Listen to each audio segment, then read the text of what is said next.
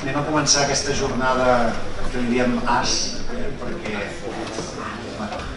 té a veure amb l'assignatura d'antropologia, que és oberta a tothom.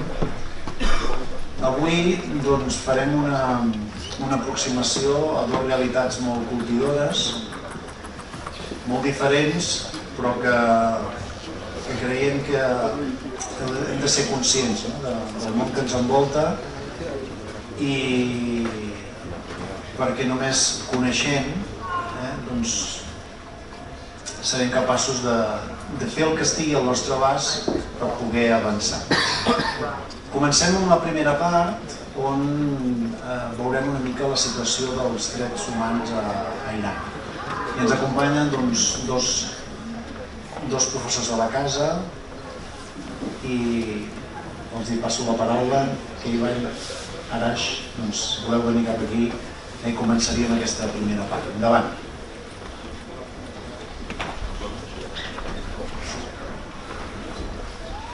Moltes gràcies, bon dia a tots. Amb el que Ivan hem fet una mica de repartiment.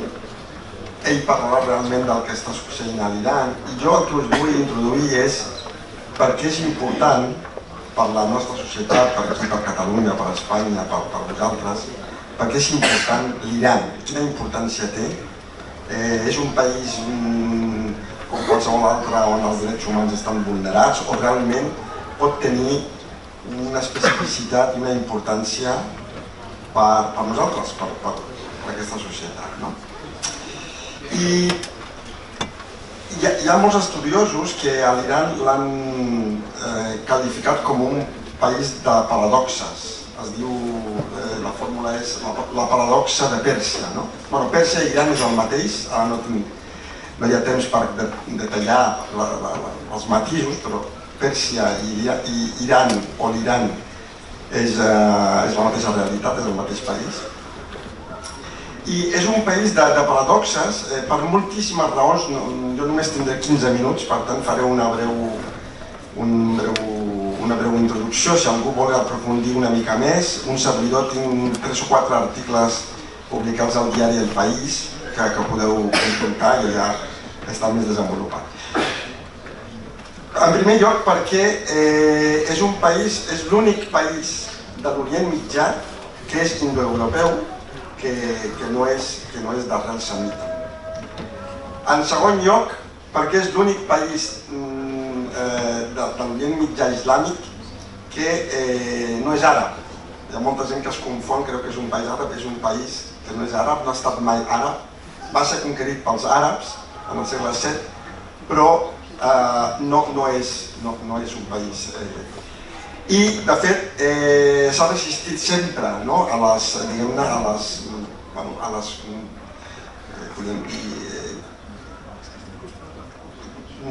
factors o elements que han volgut venir de fora. Per exemple, no va adoptar l'idioma àrab, ha conservat el seu idioma persa, que és d'arrel indoeuropeu, no és semita.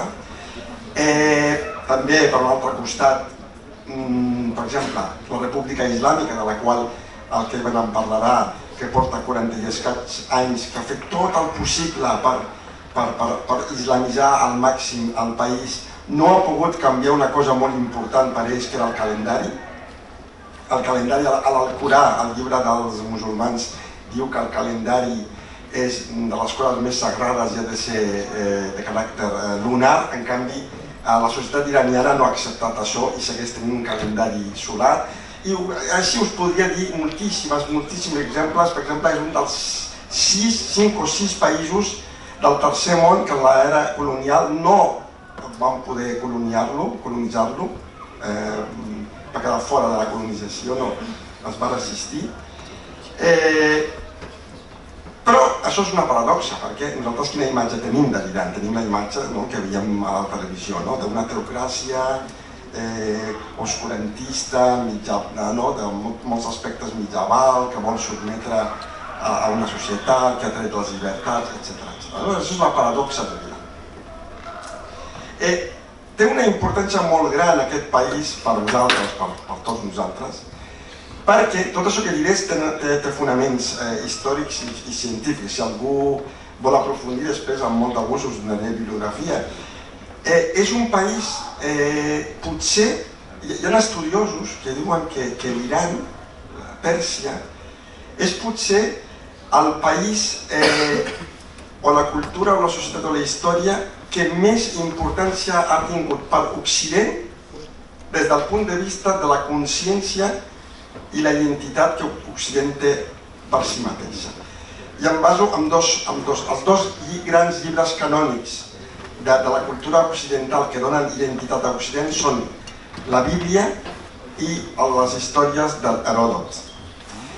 Tant l'Heròdot com l'Antic Testament i el Nou Testament, l'Heròdot diu que la consciència dels grecs, sabeu que és un historiador de l'època grega, la consciència de Grècia, que ells eren occidentals i que no eren orientals, precisament va ser per la, diguem-ne, oposició que en tot moment va tenir amb l'antiga Pèrsia, i per altra banda l'Antic Testament és el país, a banda d'Israel, sense tenir en compte el propi poble israelí, que és l'objecte de revelació en l'Antic Testament, és l'únic país no israelí que és venerat, que és lloat, que és vanagloriat contínuament.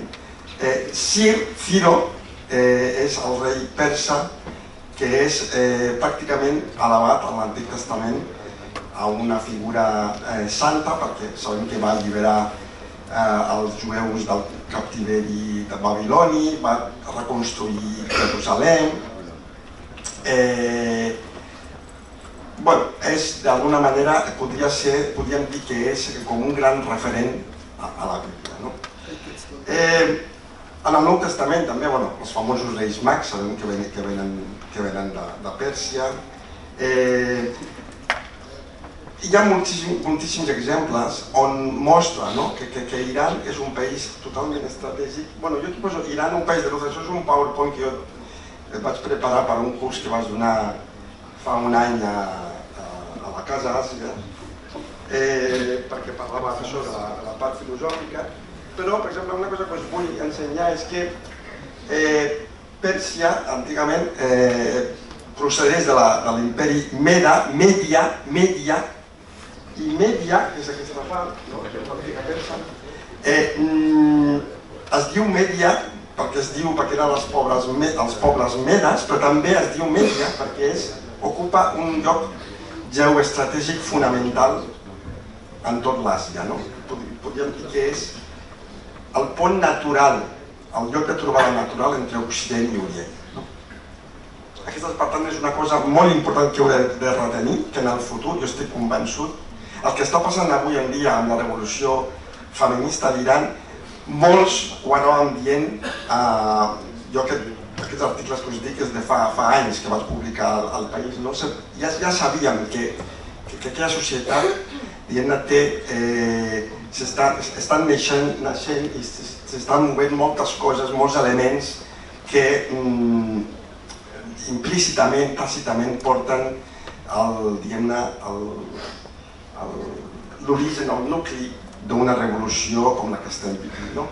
I també ara, avui, dic, i espero no equivocar-me, que l'Iran tindrà un paper fonamental en les properes dècades o potser les properes a curt o mig termini com a lloc de trobada, de diàleg i de conciliació o de reconciliació entre moltes cultures orientals i occidentals. Per aquesta ambivalència o aquesta multiversitat que sempre ha tingut. Una cosa important, que tots suposo que heu sentit parlar, és que Pèrsia va ser el bressol, molts estudiosos els reconeixen com el bressol dels drets humans moderns. Evidentment, és un anacronisme parlar de drets humans en el segle VI abans de Crist, però en el segle VI abans de Crist, 578 abans de Crist, Ciro el Gran del Cir II, va va expedir un edicte que es coneix com l'edicte de la tolerància, on va alliberar els jueus del captiveri, com he dit, de Babilònia, i va dir que totes les cultures i religions podien practicar la seva religió. Això, jo aquest estiu he estat a Ginebra, i quan aneu a Ginebra al Museu Internacional de la Creu Roja, que us aconsello que si alguna vegada aneu a visiteu, només entrar, el primer que veus és una còpia d'aquest cilindre on està esculpit aquest edicte de la tolerància. Què més us puc dir? No sé si ha estat sempre Pèrsia ha estat per Occident com un lloc molt màgic, com molt estimat.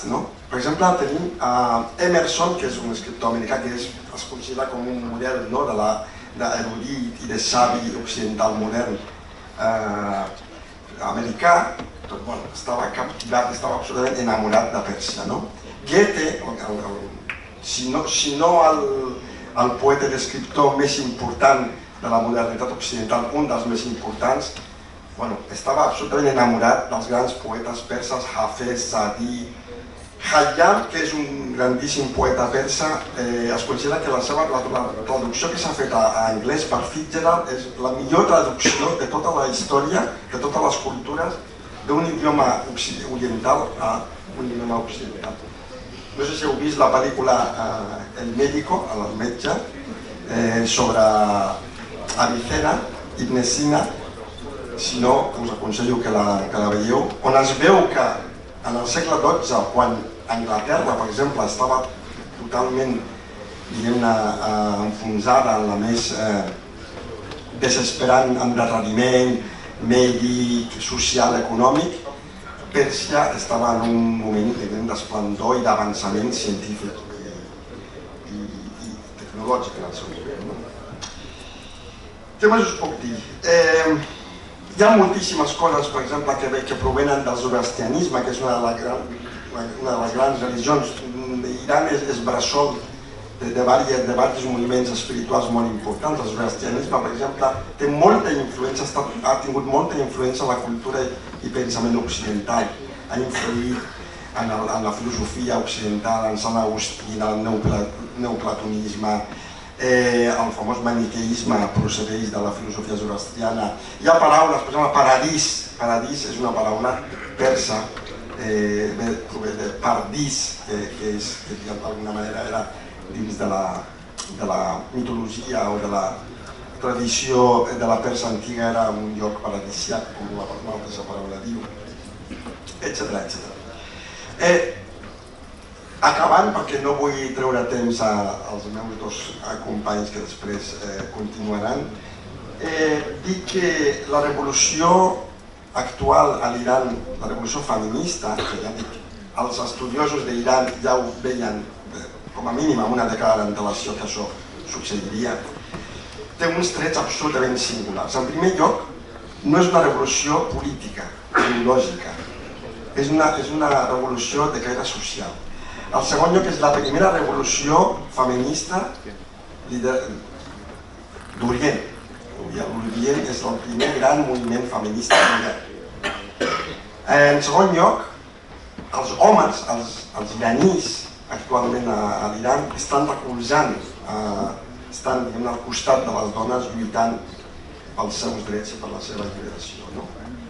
És una revolució interessantíssima perquè només al cap de 2 o 3 dies d'arrencar aquestes protestes que Ivan ens detallarà, ja tenia lema, ja tenia himne, ja tenia, sense tenir líders, és a dir, sense tenir líders clars, sinó que era només la societat civil que es va organitzar.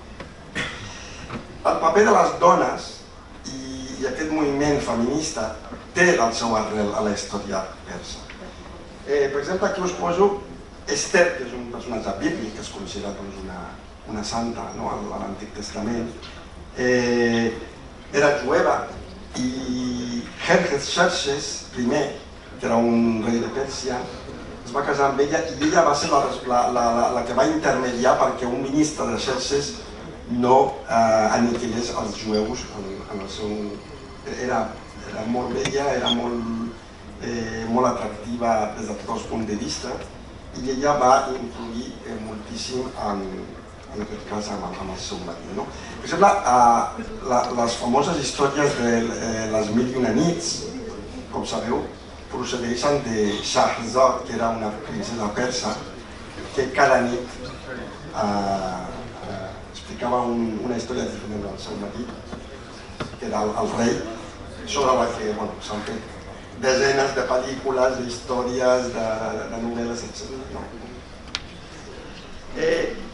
Us aconsello, si algú vol, això és un TED, Abbas Milani és un dels 3 o 4 grans historiadors perses en aquell moment, té un TED de 17 minuts, no té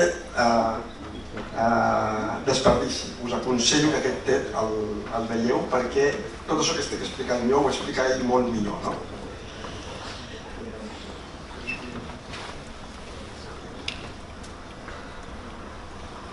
Per acabar, altres exemples que us vull posar. Per exemple, abans, la primera declaració feminista de la història de l'Occident va tenir lloc a Seneca Falls, a 1848, als Estats Units. Abans d'aquesta declaració universal, a l'Iran, a una ciutat que es diu Badaz, va haver-hi una conferència d'homes i una dona, una poetisa molt famosa que es diu Tahirih, va fer una declaració, diguem-ne, molt més contundent que el de Seneca Falls. És a dir, podem dir que la revolució feminista de l'Iran és anterior inclús al que aquí hem viscut. La revolució blanca dels 60 va donar el vot femení a les dones a l'Iran quan aquí a Suïssa, a Europa, encara no podien votar. No vull treure més temps, només dir-vos que és un país important, que no perdeu de vista les coses que estan passant allà, perquè estic convençut que és un lloc estratègic per la conciliació i la conciliació dels pobles i de les cultures en el futur. I bé, si puc acabar amb una broma, espero que és una broma modesta, podeu estar contents que el Kevin i jo estiguem aquí a l'escola perquè quan arribi aquell moment podrem compartir amb vosaltres aquesta previsió que jo faig. I Iran ha fet contribucions molt importants a la ciència i a la tecnologia. Per exemple, sense anar més lluny, la lògica difusa, la fase lògic, tan important que cada cop tindrà més importància, va ser inventada per un persa, Lotfi Askazadi. En qualsevol cas, deixo un torn. Buenos días. Como ha dicho mi compañero Arash, yo voy a explicar un poco lo que está pasando estos últimos 3 meses, casi de los últimos 3 meses, de lo que está pasando en el país Irán, ¿vale? Para saber cómo hemos llegado hasta este momento, ¿no? Bueno, el día en septiembre, cuando ha empezado esta revolución femenina que ha mencionado Arash, yo aquí he preparado una transparencia, bueno, pues para saber todo esto. Bueno, pues, durante estos 43 años de República Islámica, este régimen, ¿vale? Que está en el país. Pues, vale. Todo ha empezado con esta chica, Mahsa Amini, que solo tenía 22 años, ¿vale? Que la han detenido a través de una entidad que ya lo tenemos, se llama Policía Moral, ¿vale? Y exactamente no sabemos, porque este régimen es muy cerrado, no sabemos exactamente qué ha pasado. Pero al llevar a la chica a este centro que se llama Policía Moral, parece que, bueno, pues por un golpe o algo, la chica de repente se ha caído en este centro, según los vídeos que ha salido, y después de 2 días está en coma, ha fallecido, ¿vale? Bueno, aquí es este timeline, o bueno, pues lo que son importantes, porque al mencionar durante estos 43 años de este régimen,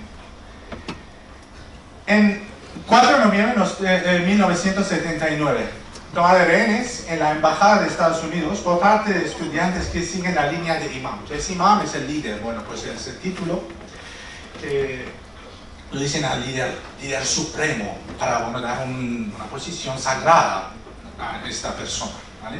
Que era el primer líder de Irán. Entonces, ¿qué quiere decir eso? Bueno, que desde el primer momento ellos han definido su existencia, su identidad de ser enemigo a Occidente, a Estados Unidos, a Europa, ¿vale? Bueno, pues eso es el punto clave, por mencionar que no vamos a tener una relación sana, una relación normal con el mundo occidental. Luego, ¿qué ha pasado? Las primeras protestas contra el gobierno de la República Islámica de Irán por parte de mujeres que protestan por el hijab islámico obligatorio. Mira, 4 de noviembre, eso bueno, tiene que ser 80, perdón.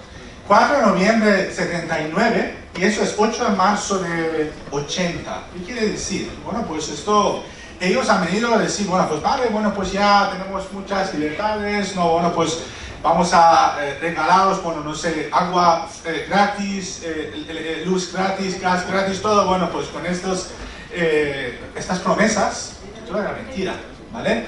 Y luego, bueno, pues en marzo han dicho que vamos a tener hijab obligatorio. Y las mujeres han salido a protestar, la primera vez, ¿vale? En la historia de ellos. Y luego, ¿qué ha pasado? Formación de la organización Basij. ¿Qué significa? ¿Qué es esto? ¿Por qué es importante? Es una entidad de la gente normal, ¿vale? Que no es gente normal, es una gente, bueno, que recibe de parte del régimen, ¿vale? Entonces, en cualquier protesta, en cualquier manifestación, ellos forman una parte muy importante, aparte de la policía, las patrullas y todo, ¿vale? Que, bueno, pues encarcela a la gente, bueno, detiene a la gente, ¿vale? ¿Qué más? En septiembre de los 80, el comienzo de la guerra de Irán-Irak, ¿vale?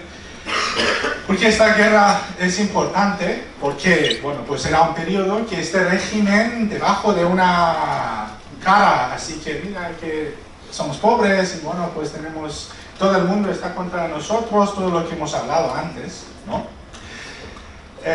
Tenía esta cara. Luego, vamos más rápido. Durante los años de la guerra, el año 88, agosto y septiembre, ¿vale?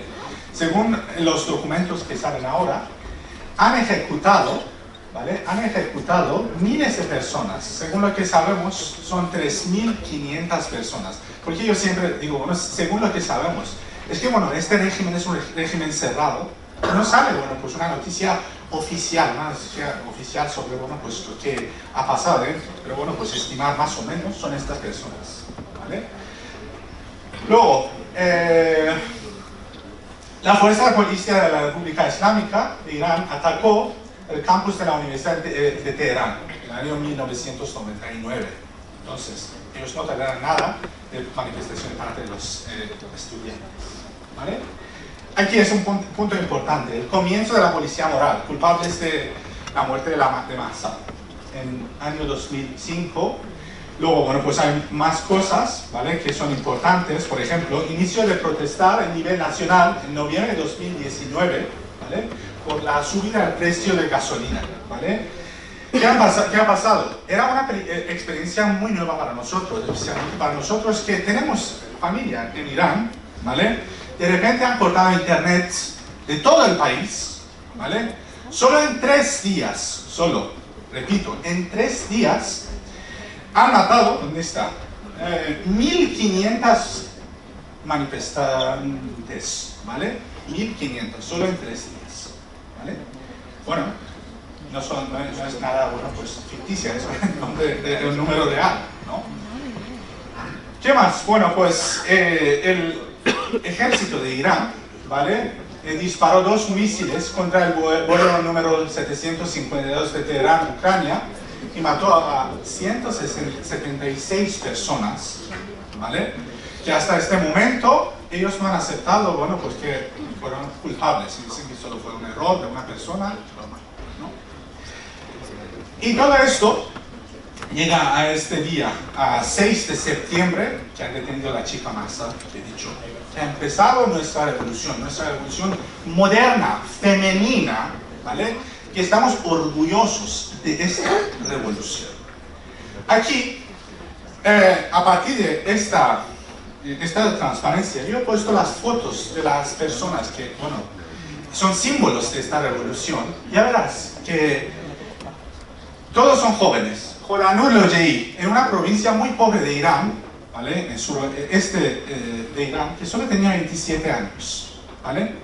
Le han detenido, le han matado con golpes de... ¿cómo se llama esto? Con golpes a su cabeza, ¿vale? Mira esta foto, solo para dar una imagen, bueno, pues, mala. Esta la han puesto aquí, y este es un vaso de agua. El tío ha dicho que yo necesito agua, solo para molestar. No puede beber agua, ¿vale? ¿Quién más? Nikash Academy, 16 años. Le han robado en la calle tras una manifestación. Después de 8 días, han llamado a su familia que venid para buscar el cuerpo de vuestra hija. Cuando la han encontrado, había, bueno, pues, evidencias de violencia a esta chica, ¿vale? Que la han matado. No sabemos qué ha pasado, qué le ha pasado durante estos 8 días. Kian bin Falak, solo 9 años, ¿vale? ¿Cuál era su culpa? Estaba en calle, en el coche, con su padre, con su madre, yendo hacia su casa. Y solo para, bueno, pues, asustar a la gente, la policía empieza a disparar. Desafortunadamente ha disparado a Kian y a su padre, ¿vale? ¿Qué pasa? Normalmente cuando alguien muere, entregan su cuerpo a morgue, ¿no? Bueno, pues que pase todo esto. Pero este gobierno, este régimen, no devuelve el cuerpo de las personas hasta que ellos acepten que la razón fuera una otra cosa normal, ¿vale? ¿Qué ha pasado? Bueno, pues su padre estaba en hospital, su madre y su familia le han llevado a casa, el cuerpo a casa. Y para evitar cualquier problema, bueno, han puesto el cuerpo al lado de él unos trocitos de hielo hasta que pueda enterrar al tío el otro día. ¿Por qué he puesto este arco iris? Este chico está muy interesado en inventar cosas y, bueno, pues hacer pruebas de ciencia y todo eso. Y siempre, bueno, hacía unos vídeos su madre que explicaba, ahora hacemos esto, ahora hacemos otro. Siempre empezaba en el nombre de arcoíris, en el nombre de Dios de arcoíris, ¿vale? Así tan bonito, tan elegante, todo eso. ¿Quién más? Sarina Ismailzadeh, 16 años. Ella también estaba en calle, bueno, por golpes a su cabeza, una chica súper inteligente. Solo tenía 16 años, pero tenía un canal en YouTube que hablaba, que analizaba la situación del país y todo. Bueno, pues, sí, era un joven, ¿vale? Asra allí, 15 años. Las patrullas han atacado a su colegio y dentro de ahí le han matado, ¿vale? La chica dentro de su colegio, imaginaos. Hay varias más personas, pero bueno, por el tiempo y todo, no voy a continuar. La República Islámica busca aterrorizar y perseguir. La República Islámica busca extinguir el fuego de la esperanza en los corazones del pueblo iraní. La República Islámica busca escapar de justicia y enterrar la libertad bajo su oscuro velo de terror. Pero nosotros seguiremos siendo la voz de nuestros compatriotas iraníes en todo el mundo e insistiremos en nuestras demandas colectivas. ¿Cuáles son? Los embajadores de la República Islámica y sus representantes en organismos internacionales deben ser expulsados. Confiscar todos los activos de los oligarcas de la República Islámica y deportarlos sin demora. El Consejo de Derechos Humanos de las Naciones Unidas debe dejar de lado de las demoras burocráticas y comenzar investigaciones formales sobre los crímenes de la República Islámica sin demora. Agregar los nombres de los jueces que dictan sentencias de muerte contra manifestaciones incontentes a la lista de sanciones. El camino, para cerrar, el camino de nuestra revolución puede ser costoso y fatigoso. Este camino puede no llegar a las puertas a la justicia y la libertad en un día, pero ciertamente llegaremos a nuestro destino y las llamas de esperanza continúan ardiendo en todos nuestros corazones. La luz de la esperanza que arde en nuestra patria calienta todos nuestros hogares y fortalece nuestra determinación. La revolución de hoy será victoriosa, sin duda. Tras nuestra victoria, lamentaremos la pérdida de tantos de nuestros seres queridos, que se perdieron en esta batalla desigual contra el mal, ¿vale? Y cuando llega este día, los días posteriores a esta revolución, llevarán a los perpetradores de estos crímenes ante la justicia y responsabilizarán a cada uno de ellos. Jamás olvidaremos a los enemigos de nuestro pueblo y de la humanidad, ni jamás los perdonaremos.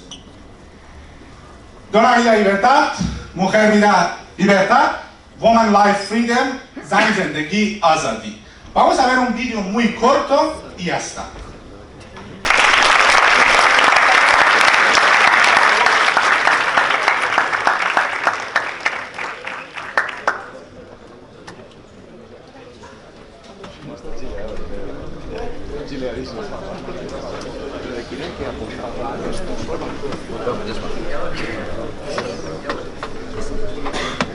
Anem a passar al segon moment de la sessió.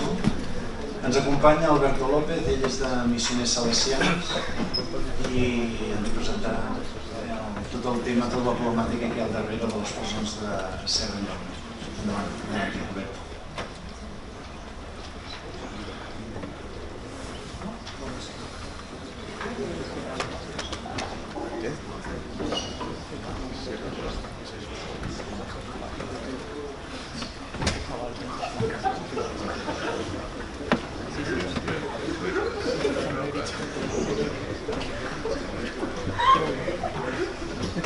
Bueno, pues buenos días a todos. Después de esta interesante exposición sobre Irán, cambiamos de continente, cambiamos de problemática, de derechos también, hablamos de derechos vulnerados, también hablamos de violencia, y es Sierra Leona.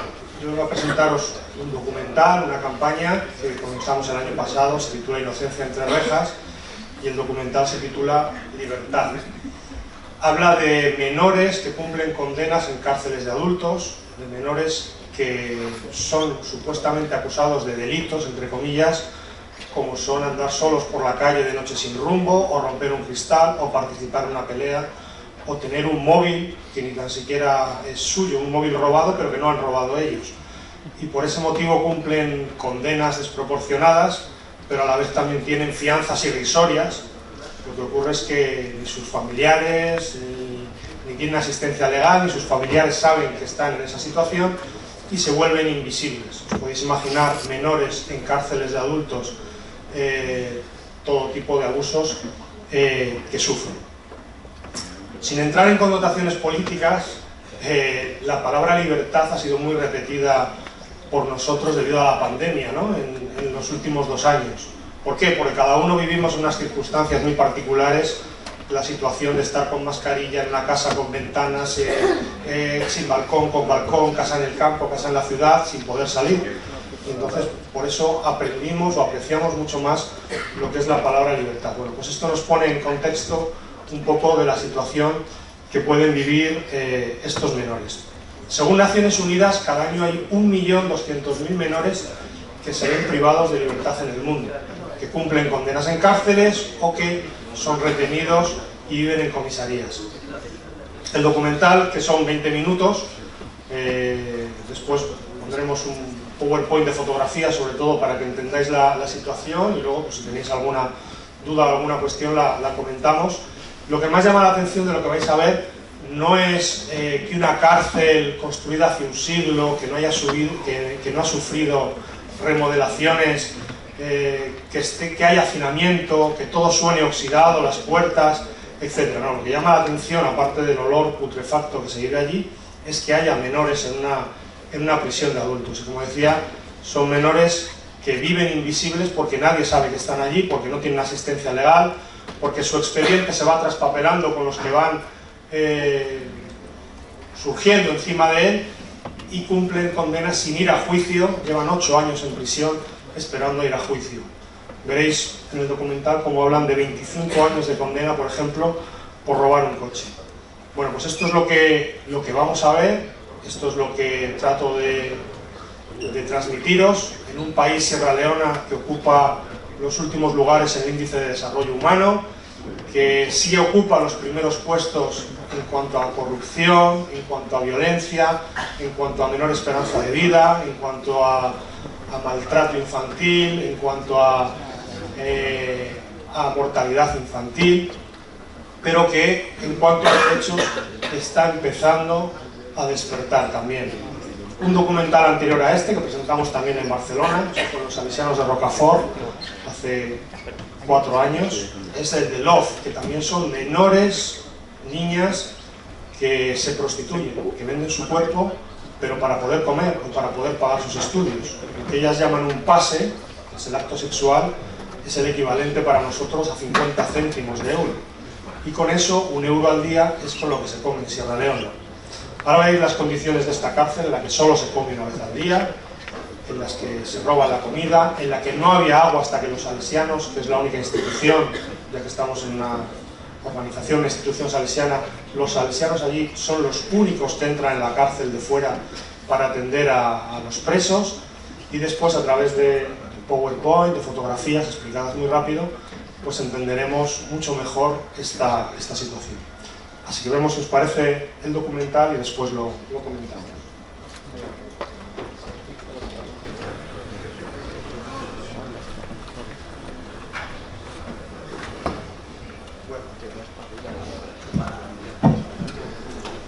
Bueno, se queda el cuerpo un poco raro, ¿no? Es un poco duro. El final es de esperanza. No quería hacer spoiler del documental para que vierais lo que era el infierno en la tierra. Yo he tenido, no sé si la suerte o la fortuna de estar en muchos sitios que precisamente no son recomendables de vacaciones, empezando por Siria, Etiopía, Sudán del Sur, o Ciudad Juárez, o Colombia con la guerra, y muchos sitios de África, y realmente este es el peor en el que he estado, no solo por el olor, sino por la situación de inhumanidad. Bueno, como digo, la idea es mostrar ahora un poco el making of, la historia, contextualizarla de lo que es la cárcel, y luego aprovechar los últimos minutos, junto con los que han expuesto antes, por si queréis realizarnos alguna pregunta. Bueno, ¿por qué inocencia entre rejas? Pues os lo podéis imaginar, inocencia porque son niños, e inocencia porque habéis visto que los delitos, entre comillas, por los que están, pues hace que muchos sean inocentes. Esta es la puerta de la cárcel, estos son muchos de los guardias, de los jefes de taller, y no sé si lo veis abajo, uno que está agachado, ese es el único fusil que vi en todas las visitas que hice a la cárcel.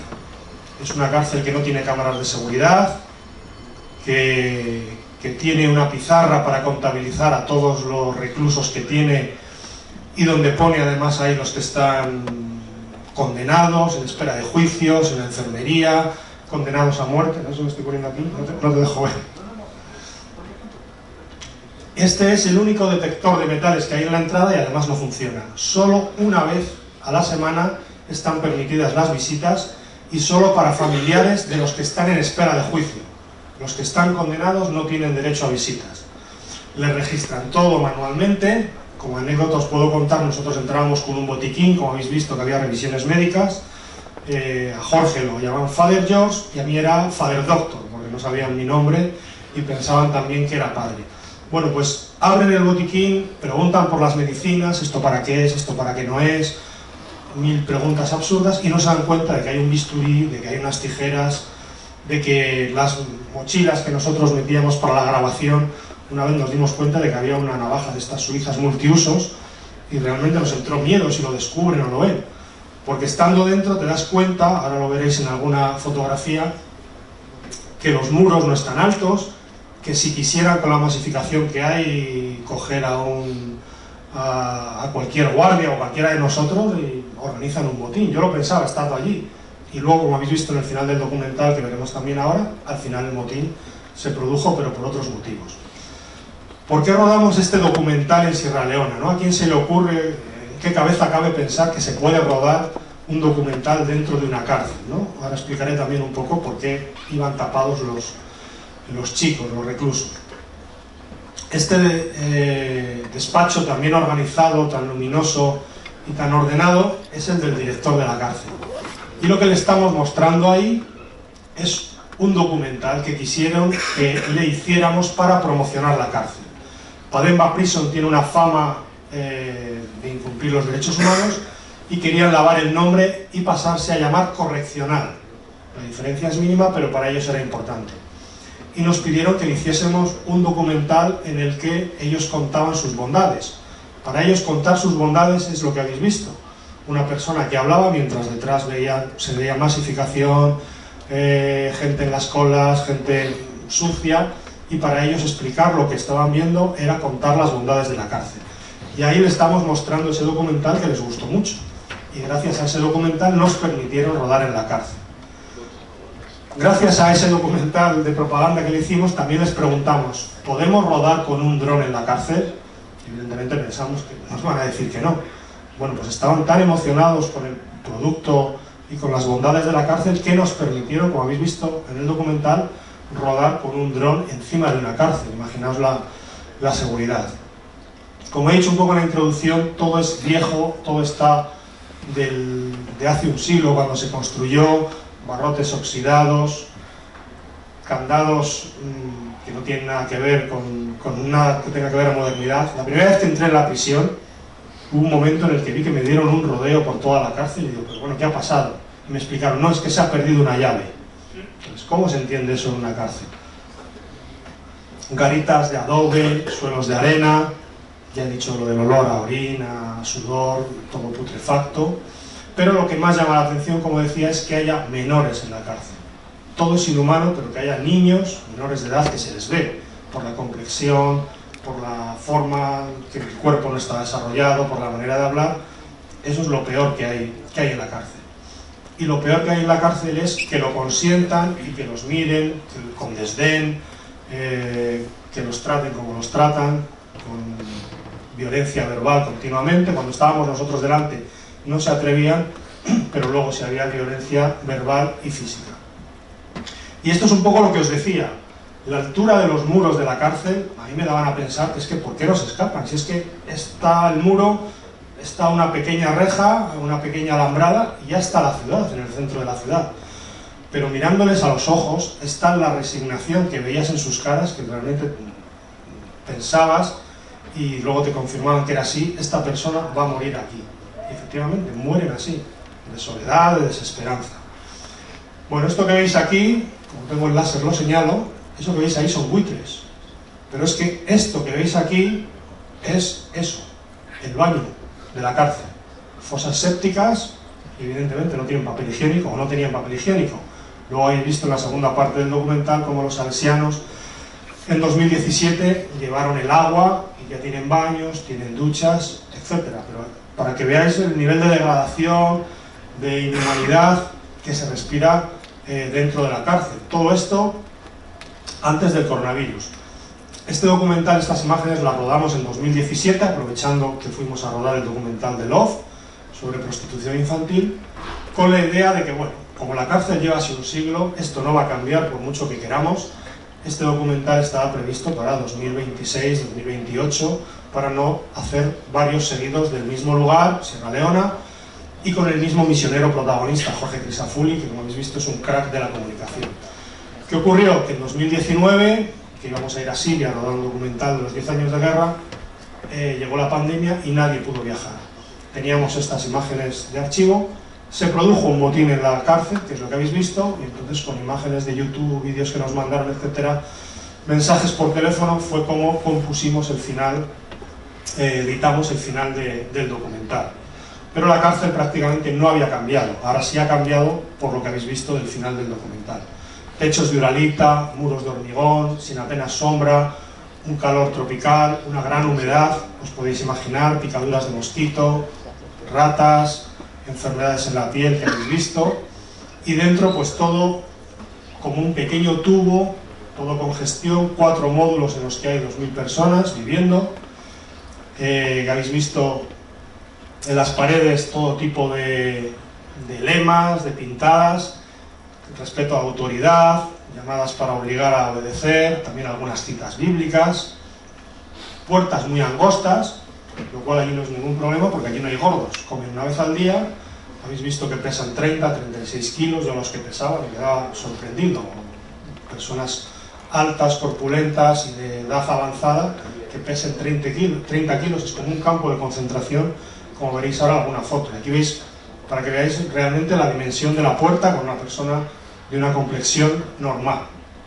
Y dentro de la celda no hay camas, no hay colchones, como mucho hay alguna manta, alguna esterilla, veis alguna taza para el agua, veis un cubo en el que hay agua, y lo que no aparece es la lata en la que durante 12 horas que pasan al día dentro de la cárcel, desde las 5 o 6 de la tarde que oscurece hasta las 5 o 6 de la mañana, el día siguiente todos ahí hacinados sin poder salir, donde la lata, donde hacen sus necesidades. Por ese mismo motivo, lo decía el documental, no pueden dormir tumbados, duermen sentados, duermen en cuclillas, y ahí es donde se produce una de las formas de abuso. El niño, el menor de edad que llega y que está rodeado de adultos, pues es al que obligan a abanicar para que no los mosquitos, al que obligan a que sea el que lleve la lata con las necesidades, los excrementos para arrojarlos, etcétera, el que duerme de pie o el que no duerme, y del que abusan también sexualmente. ¿Por qué se tapan la cara? Una pregunta que en las presentaciones siempre en colegios y demás hacían. Bueno, primero por una cuestión de dignidad, son menores de edad, tratamos de preservar su integridad. Segundo, porque también fue un poco una condición a la hora de rodar el documental que nos puso la cárcel. ¿Qué ocurre? Que al principio se tapaban la cara con un folio, quedaba artificial, parecía que tenían un gorro de cocineros. Luego habéis visto algunas imágenes que se tapaban con una camiseta.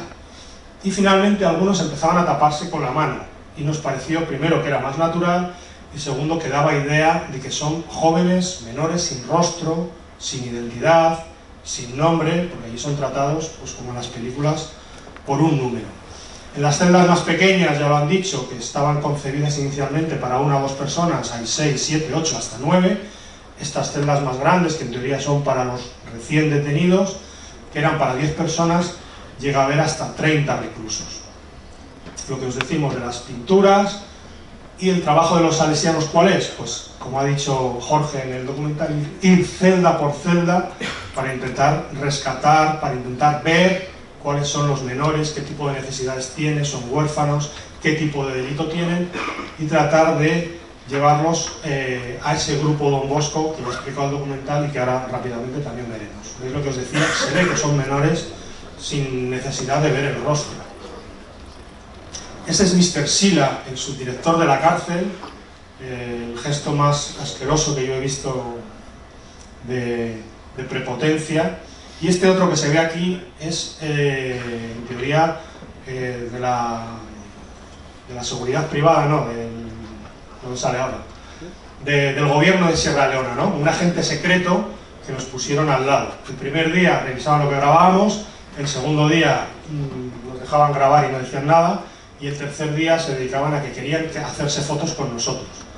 Entonces a este que era, se supone, de los servicios secretos del país de Sierra Leona, el último día le digo, bueno, pues dame tu dirección y te envío las fotos, ya que tienes tanto interés. Bueno, pues la dirección que me dio es su dirección postal, porque ni siquiera tenía ni sabía lo que era el correo electrónico. Entonces yo creo que todavía está esperando las fotos, porque evidentemente no se las envíe, ¿no? Aquí es lo que os decía del estado calamitoso que parece un campo de concentración, los cuerpos de los reclusos. Y este es, que habéis visto, el pabellón de los condenados a muerte. Los que tienen la L, life, significa condenados de por vida, y la C es condenados a muerte.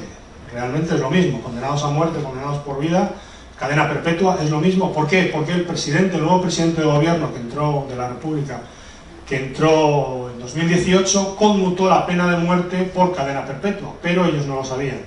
En una de esas habitaciones a la derecha está la horca, de Death Machine, como dicen allí, o sea que la ven a diario, saben que es la forma en la que podrían morir ellos.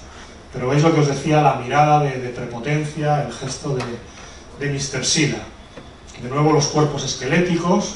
Este es el grupo Don Bosco, en el que 75 reclusos, 2 días por semana, reciben una comida extra, una revisión médica, actividades de ocio, tiempo libre, tienen un salón de biblioteca, ven la televisión. Y estas son las ollas de carbón en las que se hace el arroz. Antes de que llegara el agua, llevaran el agua a los salesianos, 5.000 litros de agua al día, un camión cisterna, 5.000 litros de agua llevaba un bidón a la prisión. Más de la mitad de ese agua se empleaba en cocer el arroz. Y la otra mitad pues era para peleas y para pasar la noche o ducharse a cubos en el campo de fútbol, en medio del patio, los reclusos. ¿Veis la manera inhumana de hacer colas, de comer, de coger la comida con las manos? La única comida al día, los 30 o 31 días a la semana. Arroz con una salsa muy picante. Por eso esa desnutrición, por eso esos problemas de estómago, digestivos, que tenían casi todos los reclusos. ¿Por qué? Porque el desayuno es un té amargo, negro y un panecillo. El panecillo, ahora veréis, es lo único que olía bien en toda la prisión. ¿Por qué? Porque se hacía todos los días allí. ¿Cuál es el problema? Que si ves cómo hacen el pan, donde lo hacen, con el horno, con la uralita, a 40 grados, y cómo mientras está amasando el pan le cae el sudor en la masa, pues también se te quitan las ganas de probar ese pan. Pero ciertamente era lo único que olía bien en toda la cárcel, el pan recién hecho, en estos hornos que también tenían un siglo de vida. Y luego los reclusos tienen talleres por la tarde, actividades que son de zapatería, de corte y confección, de tapicería, hasta de soldadura. ¿Qué os decía de la seguridad de la cárcel? Esto que veis aquí con el láser a la derecha, abajo, eso son unas tijeras. Están conviviendo con una tijera o están soldando. Eso yo pensaba que era motivo suficiente para un motín, pero como os vuelvo a decir, era tal la resignación en sus miradas, en sus gestos, en cómo se comportaban, la desesperanza que tenían, que realmente yo allí nunca sentí inseguridad. Y otro tipo de abuso, el limpiar los zapatos a los oficiales, el lavarles la ropa, el coserles. Muchos de esos talleres en realidad son una tapadera para realizar trabajos que luego se venden fuera de la cárcel los propios oficiales. ¿Por qué? Porque los sueldos en Sierra Leona también son ínfimos, casi todas las personas tienen 2 trabajos, aunque sea un taxi, aunque sea vender algo en la calle, a pesar de ser funcionarios de prisiones, ¿no? Y los reclusos, con tal de tener algún privilegio de movilidad, de horario, de que le den cigarrillos, etcétera, pues se someten también pues, a esos abusos consentidos. Esta es la manera en la que lavaban la ropa y la secaban en el patio de la prisión, a pleno sol, y también ahí no hay ninguna foto, pero cómo se lavaban ellos a cubos, todos desnudos, por la tarde. Y esto es lo que os decía de los tanques de agua, cómo llenaban los cubos, bien para ducharse, bien para pasar la noche. Estos son los reclusos llenando el agua, dirigiéndose ya a sus celdas para pasar la noche. El único lugar que habéis visto en el documental donde había camas o colchones es la enfermería. Y curiosamente es el único lugar en el que no hay enfermos. ¿Quién está en la enfermería? Personas que tienen dinero y que pasan o cumplen allí sus condenas con tal de no dormir hacinados, vivir hacinados, ser sometidos a abusos. Ahí tienen sus mosquiteras colgadas, sus camas, tampoco es ninguna comodidad, ni había limpieza, pero por lo menos dormían en una cama y eran camas individuales. Y en el resto de la prisión pues es tiempo de dejar pasar el tiempo, nunca mejor dicho. Hacer colas, veis los rostros, la soledad, conviven enfermos, mayores, ancianos, con jóvenes, enfermedades mentales, mucho suicidio también, por la desesperación que existe dentro. Las damas, que habéis visto que es como un deporte nacional, que se juega con un tablero muy grande y que también participan los oficiales, y casi el único ocio hasta que los salesianos llevaron bicicletas, balones, etcétera, para jugar. Y lo que comentaba el documental, ¿cómo trabajan los salesianos, vosotros que estáis en una institución salesiana? Pues con la amabilidad, tratando de despertar esa sonrisa, llamándolos por su nombre, desde luego no dándoles voces como hacen los oficiales. Y así se gana su confianza y, como digo, con ese grupo de 75 reclusos 2 días por semana, en total 225, que pasan por esos talleres, que reciben una comida extra, un complejo vitamínico, verdura, fruta que no tienen en su dieta diaria, y que también aprenden a leer, tienen actividades de ocio o ven la televisión. ¿Veis los cuerpos? En Sierra Leona, como en muchos países, se come con las manos. Los salesianos, para dotarles de dignidad, también les dan cubiertos para que coman esa comida extra en las instalaciones. Talleres de computación, algo muy sencillo para que realmente sí que aprendan algo, un oficio que les pueda valer para cuando salgan de la cárcel. En Sierra Leona es muy típico en las calles ver a personas con una máquina de escribir para hacer documentos oficiales o pasar documentos que necesitan ir al registro. Entonces es buscarse la vida y algo que les sea útil, ¿no? Y el deporte, con este balón, descalzos, evidentemente para no estropear las chanclas o cangrejeras, no sé cómo se llaman aquí, que son las zapatillas más preciadas que tienen allí, ¿no? Esas zapatillas de río antiguas, pues son las zapatillas más preciadas. Y también ver la televisión, que es la manera que tienen de enterarse de las noticias que pasan en la ciudad o en el mundo, y también una manera de socializar, de sociabilizar y de enterarse también de los problemas, de las cuestiones, como decía antes, de las intenciones, muchos de ellos, de quitarse la vida por la desesperación que tienen, pues es lo que ayuda en estos momentos. Y los mayores o jóvenes que saben leer, enseñar a los más pequeños. Y también importante la fe. Hay una mezquita, Sierra Leona es un país musulmán, es un país musulmán moderado, de hecho hay muchos matrimonios mixtos. Los salesianos allí no dicen no te atiendo si no eres cristiano o no eres católico, sino que eso es libre. Pero es verdad que muchos se aferran a la fe, de entender por qué están allí y de paliar esas carencias que tienen gracias a la fe y al mensaje que habéis escuchado en el documental. Y la parte final, ¿qué ocurrió a finales de abril de 2020? Pues ese motín que os cuento, que os contaba el documental, que fue la tormenta perfecta.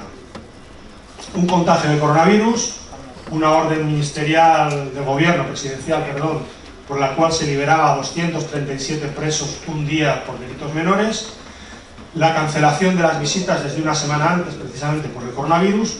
Pues todo eso hizo posible que lo que no había estallado y que los que estábamos o entrábamos a diario en la prisión veíamos como muy posible, que se produjera un motín era algo muy sencillo, pues se produjo ese día.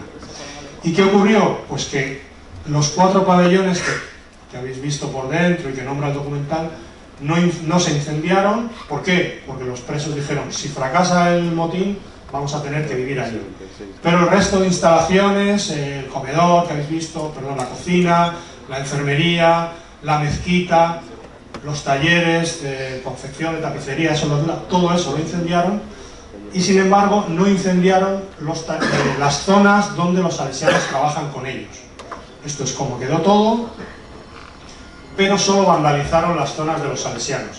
Luego los propios reclusos dijeron que es que habían sido los propios oficiales los que habían robado los discos duros, el cobre, destrozado las bicicletas, etc. Pero es sintomático, ¿no? El motín se produjo a las 8 de la mañana. Los salesianos, los voluntarios, los misioneros, un grupo de 10-15 personas, entra a trabajar a las 8:30 en la prisión. Siempre se preguntaron qué hubiera ocurrido, y lo contábamos en las charlas, qué hubiera ocurrido si los salesianos, el grupo de voluntarios, el grupo de Don Bosco, hubiera estado dentro de la prisión durante el motín. Bueno, pues Jorge dice categóricamente que seguro que no nos habían hecho nada, porque confían en Don Bosco y confiaban en Don Bosco.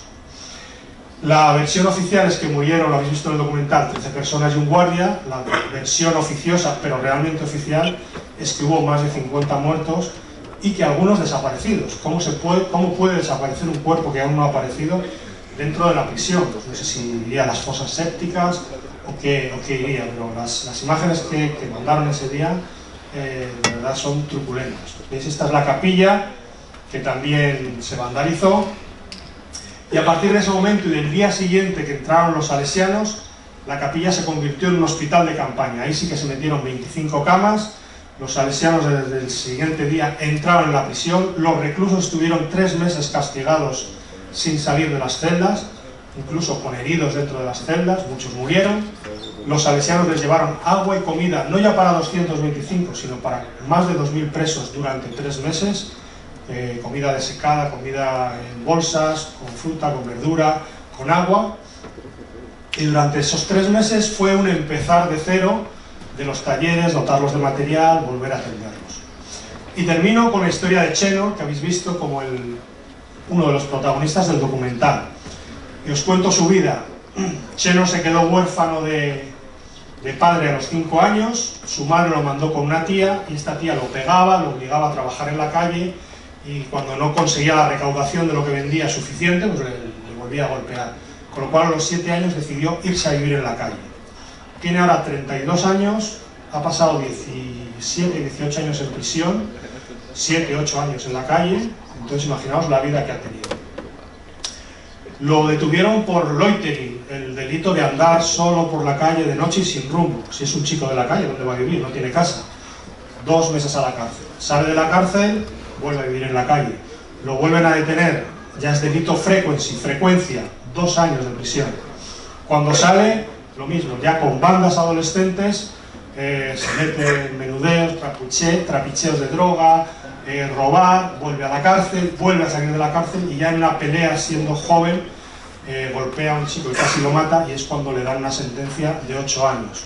Está en varias prisiones, por enfermo, lo cambian de prisión, y cuando pide ir a una prisión en la que está más o menos bien atendido, lo que se encuentra es que lo llevan a la prisión de Padimba. Cuando entra en Padimba Prison, lo que le dice el oficial es: no te preocupes, te voy a llevar a una celda con un adulto que te va a cuidar, que no te va a faltar de nada. Y efectivamente, cuando llegó a esa celda, eso fue lo que le dijo el adulto: no te preocupes, no te va a faltar comida, agua, todo el mundo te va a respetar, nadie te va a hacer daño, yo te voy a cuidar. Bueno, pues el cuidar fue que un día ese preso adulto mayor le metió diazepam en la comida, una especie de droga tranquilizante, con lo cual Cheno era consciente de todo, pero no tenía fuerzas para defenderse, y este preso abusó de él. Lo hizo reiteradas ocasiones. Cheno luego contó que incluso él tenía tanta hambre alguna vez que cambió un plato de comida por dejarse ser abusado sexualmente. Solo pongo la cara, el cuerpo está lleno de cicatrices, como veis ahí en la cara, en el cuello, lleno de cicatrices, de peleas de la calle, de peleas en la cárcel. Y sin embargo, nunca ha ido a un gimnasio. Habéis visto en el documental cómo cuando estaba en la calle lo llamaban sniper, ¿no? Francotirador, porque peleaba con un perro. Y tiene un cuerpo, y nunca ha ido a un gimnasio, pero deben ser los genes y el vivir en la calle. Y sin embargo luego pasó a ser conocido por Too Nice, demasiado simpático, cuidadoso, los niños. Cuando estuvimos rodando este documental fue la primera vez que volvió a la cárcel. Dijo un día: os acompaño. No había vuelto a la cárcel, y a partir de ese día se hizo voluntario de la prisión, y desde entonces está luchando, trabajando, buscando a los niños, trabajando con niños de la calle para que no cometan sus errores, y salvando a niños de la cárcel, pagando sus fianzas con ayudas que enviamos desde España. Bueno, pues el primer día que entró en la cárcel con nosotros, yo no lo acompañé, pero luego me lo contó el misionero, pidió una esponja, pidió agua, pidió comida, y fue a la celda del preso que abusó de él. Y se presentó en la puerta y le dijo: mírame a los ojos. Y el preso no le miraba a los ojos. Y Cheno lo contaba luego y dice: no, es que tenía vergüenza. Y le decíamos: no, Cheno, tenía miedo. Abusó de ti y ahora eres tú el que tienes el poder, y por eso no te miraba a los ojos. Bueno, pues cuando este hombre le miró a los ojos, le dijo Cheno: vengo a decirte una cosa muy importante. Y dice: y es que te perdono. Pero también te digo que no le vuelvas a hacer a ningún chico lo mismo que me hiciste a mí, porque ahora te estaré vigilando. Y ahí quedó todo. Y Cheno nos dijo que sintió la necesidad de hacer eso para estar en paz consigo mismo. Que si no hubiera hecho eso, él sería incapaz de asimilar y de hablar de su pasado. Y cuando vino a España el año pasado, lo contaba con total naturalidad. Los abusos que había sufrido, no se avergonzaba, lo que quería era que nadie pasara por esa situación. Bueno, ese día que entró en la cárcel, tiene ahí lo que aquí sería una pegatina, una identificación, y allí era un cartel carcomido con un imperdible oxidado que pone Visitor, ¿no? Conocía a todos los oficiales, conocía a todos los reclusos. Esto es lo que os decía antes, de que se ha convertido en el mejor cuidador de los niños ahora mismo en Freetown. Cuando estuve el año pasado en España, esto es en Burgos, hacía fotos a todo, nunca había visto una escalera automática, nunca había visto un ascensor, todo le llamaba la atención. Montábamos en el AVE, ahora me acordaba cuando venía para acá, porque nos pedía, cuando nos daban los auriculares, nos pedía los auriculares. ¿Para qué quieres tantos auriculares? Dice, no, para repartírselos como regalo a los niños de la calle cuando llegue a Sierra Leona. Y esto, bueno, pues es un sitio salesiano. Esto es cuando fue a Turín, que dijo que fue el día más feliz de su vida, visitar los lugares salesianos, porque quiere ser como Don Bosco, ¿no? Salvar a chicos jóvenes, estar con ellos. Una pregunta que le hacían, bueno, cuando salió de la cárcel no os lo he contado, pero claro, salió de la cárcel con una bolsa, tenía su documentación y no sabía dónde ir. Es como en el documental, que sale a la puerta de la cárcel, ¿dónde voy? ¿A la derecha o a la izquierda? Y entonces le dijeron, vete a Don Bosco. Y fue a Don Bosco Fambul y dijo, ya soy muy mayor para ir a la escuela. Y fue cuando le enseñaron a ser soldador. 3 cursos, 3 años, aprendió a ser soldador. Y da clases ahora de soldadura al resto de chicos. Pues aquí en España le preguntaban, oye, ¿no te querrías quedar en España? Todos los que vienen de fuera, ¿no? Quedarte en España, trabajar aquí. Y él dijo, no, mi sitio está allí, mi familia está allí y tengo que trabajar allí con los niños. 4 días antes de venir a España fue padre. Y yo me enteré el día que viajaba y digo, pero Che, ¿no vas a venir? Digo, se acaba de ser padre. Bueno, pues él vino a pesar de acabar de ser padre. Otra foto más en Turín. Y para que entendáis la grandeza de Cheno, la situación, el contexto y cómo es la vida allí, esta es la casa de Cheno en Sierra Leona. Esto, que parece que para nosotros sería la casa de un indigente, de un suburbio, de un slum. Bueno, pues esta es la casa y está orgulloso de mostrarla. Ahora estamos ayudándole a comprar un terreno y a construir su casa en una instalación nueva de Don Bosco Fambul, para que trabaje al lado de los chicos. Pero él muestra orgulloso su casa. Y ya la última foto es con su hija mayor, el otro era un bebé, con los regalos que llegó de España y que estaba todo orgulloso de todo lo que le dimos, todo lo que le daba a la gente. Cuando se enteraban que había tenido un niño, la gente le regalaba cosas para su niño recién nacido, pues al llegar a Sierra Leona, pues orgulloso de estar allí. Y falta la segunda parte, que aún no la hemos podido hacer, también por el tema de la pandemia que nos pilló y que es complicado, que es que con todos los protagonistas de nuestros documentales siempre viajamos a las instituciones europeas, viajamos a saludar al Papa y a entregarle el documental y a contar su testimonio, a Naciones Unidas, a Ginebra, también para hablar y ofrecer su testimonio, y eso pues es la segunda parte que tiene Cheno pendiente. Así que bueno, esto es lo que os quería contar, así que invito al primer ponente si quiere venir aquí y si tenéis alguna pregunta que hacer, también en estos minutos que quedan, Andreu que modere este evento.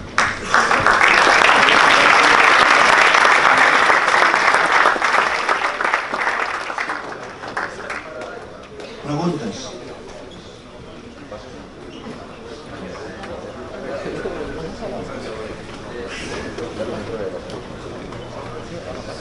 Cap pregunta?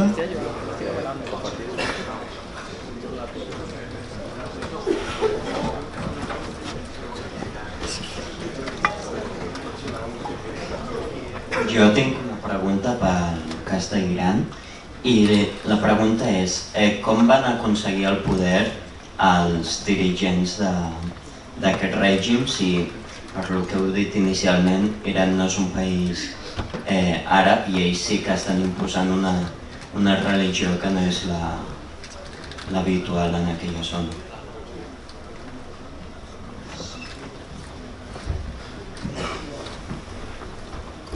La pregunta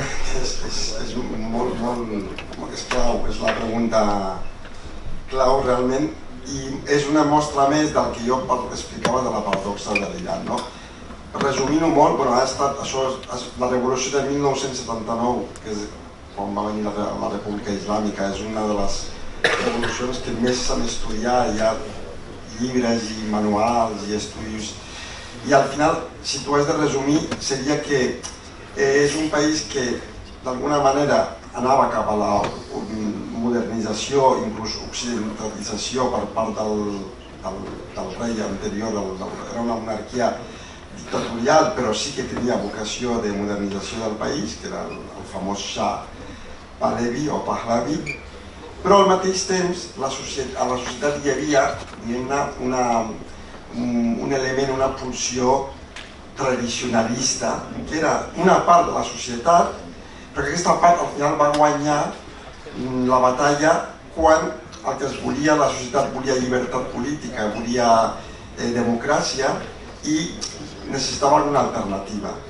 I aleshores, enmig d'aquesta baralla entre diferents faccions, les alternatives que hi havia els comunistes, els nacionalistes i els islàmics. I els islàmics van guanyar d'alguna manera aquesta batalla interna perquè l'Ayatollah Khomeini, que era pràcticament un desconegut, es va convertir de cop en un líder alternatiu, i quan van assolir el poder, la societat va començar a veure que tot el que havien dit al diari de la revolució era fals, que volien imposar un règim autocràtic molt pitjor que l'anterior, medievalista, etc. Una altra pregunta?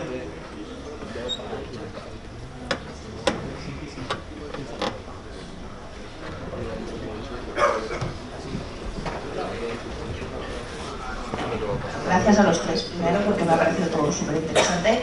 La pregunta es doble, aunque seguramente la respuesta será diferente. Entonces, bueno, de los tres, uno y los dos, ¿qué podemos hacer desde aquí para cambiar esto? Bueno, yo he hablado, pues, los compañeros, los amigos sobre eso. Bueno, lo que pasa, por ejemplo, en el caso de Irán, no cada uno de nosotros, como Jayvan, como Anash, ¿no? Es no colaborar, no dejar, bueno, pues negociar con este régimen, ¿no? Es que nosotros somos una gente muy orgullosa, ¿no? No aceptamos que alguien ataque a nuestro país, es que lo que necesitamos es una vida normal, ¿no? Es una vida normal tener una relación correcta con todo el mundo, ¿no? Entonces, no queremos tener estas aventuras que ellos, bueno, pues quieren tener, bueno, pues en la zona y en todo el mundo, bueno, pues estas actividades que hacen. Entonces, nosotros, como gente normal, lo que podemos pedir de los políticos de nuestros países, podemos pedir que sean la voz de la gente de Irán, la voz de la gente de no sé cualquier país que sufre de un régimen anormal, ¿no? Y también un caso concreto que se puede hacer ahora el régimen de Irán estos últimos días, lo que está haciendo para asustar, es que es la última cosa que tiene, asustar a la gente, está colgando, está ejecutando los jóvenes, la gente, bueno, los que están detenidos por cosas tonterías, ¿no? Están ejecutando. Y nosotros, normalmente eso lo hacen, siempre lo hacen por la mañana, ¿no? Por la madrugada. Quiero decir, los que vivimos ahora fuera de Irán, la gente dentro de Irán también, tenemos miedo de levantarnos y leer una noticia que han ejecutado a otra persona. Entonces, ¿qué se puede hacer? Ahora, en Alemania han empezado a hacer los de parlamento, los de políticos, todo, para hacer, no me acuerdo, bueno, pues cuál es el equivalente, que en el mundo político, bueno, pues tú eres como responsable de un preso, ¿no? Bueno, pues en Irán, entonces el gobierno ya no puede, bueno, ejecutar a esta persona tan fácilmente, decir, vale, ya vamos a ejecutar esto, ¿vale? Por eso, bueno, pues ellos tienen que ser responsables de lo que hacen. Entonces, lo que podemos hacer es pedir de del parlamento, de todos los políticos, bueno, pues del país, en primer lugar, dejar colaborar, dejar negociar sobre cualquier tema con Irán, y también intentar salvar la vida de los que están en la cárcel, repito, por razones que, bueno, no podemos creer. Por ejemplo, no hay evidencia. Dicen que, por ejemplo, eso ha matado uno de este organismo que es Basij, ¿vale? Que ha matado eso, pero no hay ninguna evidencia. Y quiero decir, en periodo, lo que pasa, por ejemplo, este último que la ha ejecutado, desde la fecha de detener a este chico hasta ejecutarlo, el periodo era 23 días. Imagínate, 23. La prisa que tienen ellos para darte miedo. Mira, qué poderosos somos, ¿no? Eso es lo que podemos hacer. Y digo, para nosotros, los que estamos fuera, también hay... Bueno, no es fácil, es que vivimos. Siempre dicen que tú que estás fuera, ¿por qué estás preocupado? No, es mi tierra, es mi primera madre, ¿vale? Mi tierra es mi primera madre y siempre está conmigo, ¿vale? Y entiendo que, bueno, pues para cada uno su país es diferente y, bueno, pues es su país, ¿no? Pero para tener un mundo mejor, un lugar mejor para vivir, tenemos que ser un poco más activos.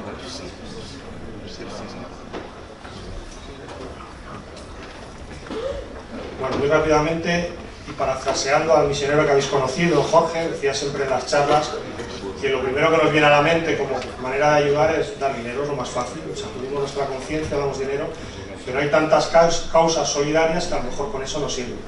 Misiones Salesianas nos dedicamos a eso, a dar soporte a los salesianos que trabajan en 134 países del mundo. Es decir, pasa algo en un país y prácticamente casi seguro que hay salesianos allí trabajando, en la educación, en lo que estáis vosotros, con menores, niños, niñas, adolescentes y jóvenes, especialmente en situación de vulnerabilidad. Bueno, pues Jorge decía que lo del dinero no es lo prioritario, que a lo mejor lo prioritario, después de haber visto vosotros este documental, es seguir hablando de él, o comentarlo, o ver otros documentales que hay en la web de otras temáticas o en otros países. Otra posibilidad es el voluntariado. Siempre decía él, pero ¿por qué no lo vais allí? Si os ha llamado la atención, os gusta, ¿por qué no os hacéis voluntarios? Vais el mes de vacaciones, el verano. No es complicado, no hay que tener ni másteres, ni saber 8 idiomas, ni tener mucho dinero para ir a ayudar simplemente con sensibilidad a jugar con los niños o entrar en la prisión y también escuchar, que es la manera de ayudar. Y luego él decía una cuarta cosa que era rezar. Evidentemente, en Salesianos somos una institución religiosa católica que dice que parece que no, pero que eso también ayuda. O sea que esas son las 4 maneras de ayudar que decía Jorge, que yo suscribo. ¿Més preguntes?